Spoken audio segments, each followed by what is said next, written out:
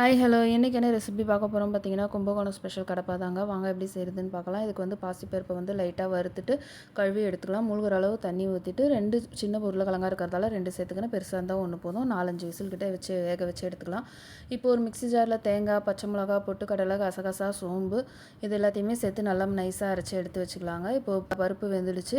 உருளைக்கிழங்கு தனியாக எடுத்துகிட்டு பருப்பை நல்லா மசிச்சுக்கலாம். இப்போது வேறு ஒரு பேனில் எண்ணெய் விட்டுட்டு சோம்பு பொரிஞ்சதுக்கப்புறமா பட்டை, பிரியாணி இலை, கிராம்பு இது எல்லாத்தையுமே சேர்த்து நல்லா பொரிஞ்சதுக்கப்புறமா வெங்காயத்தை போட்டு வதக்கிக்க போகிறோம். வெங்காயம் பிங்கிஷாக ஆனதுக்கப்புறமா தக்காளியை சேர்த்து வதக்கிட்டு வச்சுருக்க பாசிப்பருப்பை சேர்த்துக்கலாங்க. இப்போ இதில் அந்த கொஞ்சோண்டு அந்த பேனில் தண்ணி ஊற்றி அலசி ஊற்றிக்கலாம். நமக்கு எவ்வளோ திக்னஸ் தேவை அதுக்கேற்ற மாதிரி. இப்போது நம்ம அரைச்சி வச்சுருக்க அந்த பேஸ்ட்டையும் சேர்த்துட்டு நல்லா மிக்ஸ் பண்ணிடலாங்க. இதுக்கு தேவையான அளவு உப்பு சேர்த்துக்கோங்க. உருளைக்கிழங்கு அந்த மாதிரி 1-2 நுணுக்கி எடுத்து வச்சுக்கலாம். இப்போ இதில் வர பச்சை வாசனைலாம் போனதுக்கப்புறமா உருளைக்கிழங்கை சேர்த்து ஒரு 5 நிமிஷம் கொதிக்க வச்சு இறக்கும் போது கொத்தமல்லி தூவி இறக்கணும்னா சூப்பர் டேஸ்டியான கடப்பா ரெடி ஆகிடும். இது போல் நிறைய ரெசிபிஸ் பார்க்க சப்ஸ்கிரைப் பண்ணி ஃபாலோ பண்ணுங்கள். தேங்க்யூ ஃபார் வாட்சிங்.